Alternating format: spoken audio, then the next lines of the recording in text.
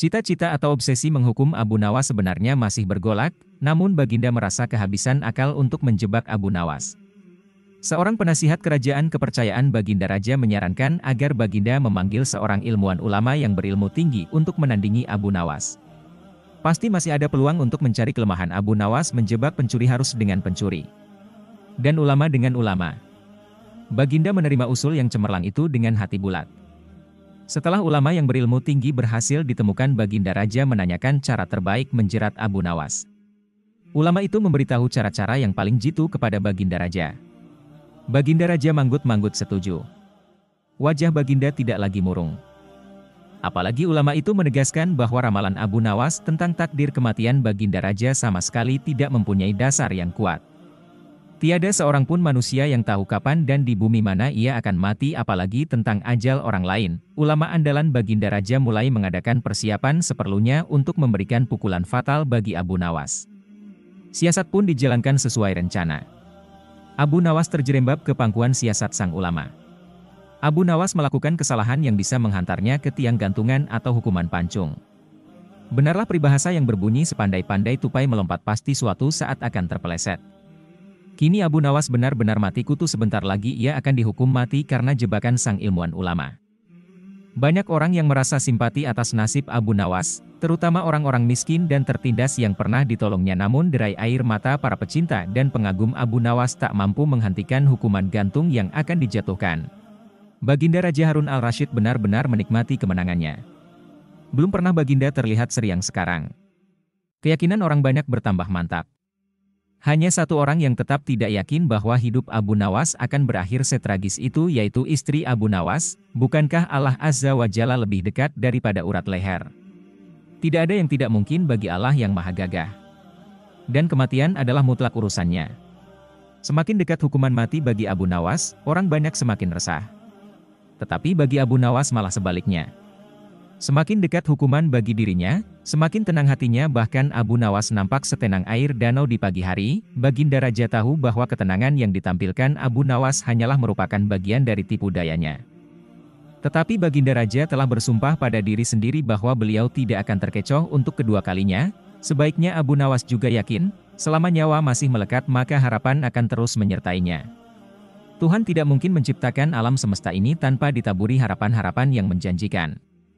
Bahkan dalam keadaan yang bagaimanapun gentingnya. Keyakinan seperti inilah yang tidak dimiliki oleh Baginda Raja dan ulama itu.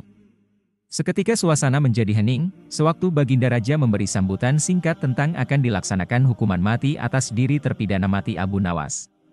Kemudian tanpa memperpanjang waktu lagi Baginda Raja menanyakan permintaan terakhir Abu Nawas, dan pertanyaan inilah yang paling dinanti-nantikan Abu Nawas. "Adakah permintaan yang terakhir?" tanya sang Baginda. "Ada Paduka yang mulia," jawab Abu Nawas singkat.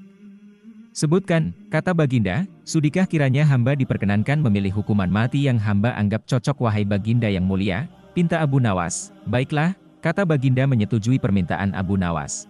"Paduka yang mulia, yang hamba pinta adalah bila pilihan hamba benar hamba bersedia dihukum gantung, tetapi jika pilihan hamba dianggap salah maka hamba dihukum pancung saja," kata Abu Nawas memohon.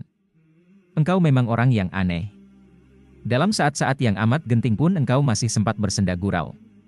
Tetapi ketahuilah bagiku segala tipu muslihatmu hari ini tak akan bisa membawamu kemana-mana," kata Baginda sambil tertawa. "Hamba tidak bersenda gurau Paduka yang mulia," kata Abu Nawas bersungguh-sungguh. Baginda terpingkal-pingkal. Belum selesai Baginda Raja tertawa-tawa, Abu Nawas berteriak dengan nyaring, "Hamba minta dihukum gantung." Teriak Abu Nawas, semua yang hadir kaget.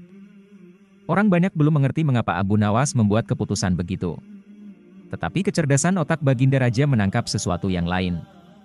Sehingga tawa Baginda yang semula berderai-derai mendadak terhenti, kening Baginda berkenyit mendengar ucapan Abu Nawas. Baginda Raja tidak berani menarik kata-katanya karena disaksikan oleh ribuan rakyatnya. Beliau sudah terlanjur mengabulkan Abu Nawas menentukan hukuman mati yang paling cocok untuk dirinya. Kini kesempatan Abu Nawas membela diri. "Baginda yang mulia, hamba tadi mengatakan bahwa hamba akan dihukum gantung. Kalau pilihan hamba benar maka hamba dihukum gantung. Tetapi di manakah letak kesalahan pilihan hamba sehingga hamba harus dihukum pancung? Padahal hamba telah memilih hukuman gantung," kata Abu Nawas memaksa Baginda Raja dan ulama itu tercengang. Benar-benar luar biasa otak Abu Nawas ini. Rasanya tidak ada lagi manusia pintar selain Abu Nawas di negeri Baghdad ini. Abu Nawas, aku mengampunimu, tapi sekarang jawablah pertanyaanku ini. Berapa banyakkah bintang di langit? Oh, gampang sekali tuanku, kata Abu Nawas. Ya, tapi berapa 100 juta 100 miliar? Tanya Baginda. Bukan tuanku, cuma sebanyak pasir di pantai, jawab Abu Nawas. Kau ini bagaimana bisa orang menghitung pasir di pantai? Tanya Baginda Raja heran, bagaimana pula orang bisa menghitung bintang di langit? Tanya Abu Nawas, hahaha. Kau memang cerdik. Kau adalah pelipur laraku. Abu Nawas, mulai sekarang jangan segan, sering-seringlah datang ke istanaku. Aku ingin selalu mendengar lelucon ilmu yang baru. Perintah Baginda Raja, siap Baginda. Kata Abu Nawas, lalu Baginda memerintahkan bendahara kerajaan memberikan sekantong uang kepada manusia terlucu di negerinya itu.